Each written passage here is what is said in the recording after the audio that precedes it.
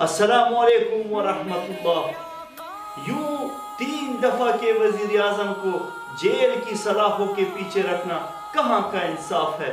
میں تحریک انصاف کو کہتا ہوں کہ اتنا ظلم نہ کریں۔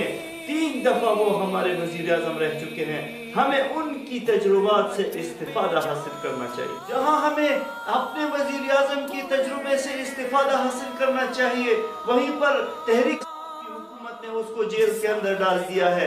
اتنا ظلم تو کسی حکومت میں روا نہیں رکھا گیا۔ پاکستان میں یہ کیا ظلم ہے کہ جو اچھا کام کرتا ہے آپ اس کو پابند سلاسل کر دیتے ہیں۔ تاریخ گواہ ہے کہ پہلے بھی اس قوم نے ایک عظیم لیڈر کو کھو دیا ہے، اسے پھانسی پر چڑھا دیا تھا۔ بھٹو کو بھی اسی طرح شہید کیا گیا تھا۔ آج میاں نواز شریف جیل سے حکومت وقت کو پیغام دیتا ہے کہ تضحیک قبول نہیں ہے، موت قبول کر لوں گا۔ 3 دفعہ کے وزیر اعظم کو یوں اندھیری کوٹڑی میں بٹھا دینا، یہ کہاں کا انصاف ہے؟ آج نواز شریف جیل کے اندر ہے، وہ اپنے صحت کے علاج کے لیے وہ حکومت وقت سے بھیک نہیں مانگ رہا، وہ اپنا حق مانگ رہا ہے۔ یہ کیا ظلم ہے کہ مجھے علاج معالجے کے لیے بھی آپ لوگ رہا نہیں کر سکتے؟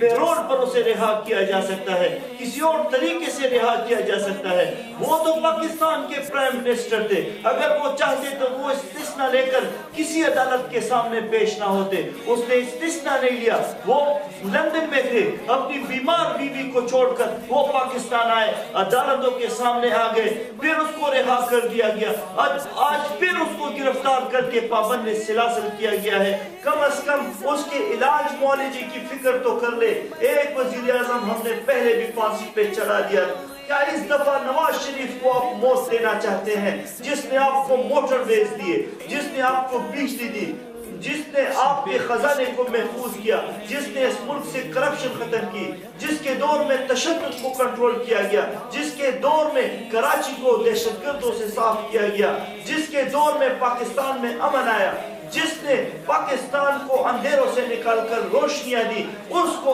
آپ نے جیل کے اندر ڈالا ہے۔ اس کی صحت کی بھی آپ کو پرواہ نہیں ہے۔ خدا را یہ ظلم بند کرے اور اس کی صحت کی فکر کرے۔ میں حکومت وقت سے مطالبہ کرتا ہوں کہ اگر وہ اپنا علاج لندن سے کروانا چاہتا ہے تو اس کو رہا کر کے اس کا علاج کروایا جائے، پھر جو بھی قانونی پیچیدگیاں ہیں اور جو بھی قانونی تقاضے ہیں وہ آپ پورے کر لیں شوق سے۔ لندن سے اگر وہ چاہتے تو وہ ٹہر جاتے، وہ لندن چھوڑ کر خود آئے اور عدالتوں کا سامنا کیا۔ بہت شکریہ۔ السلام علیکم۔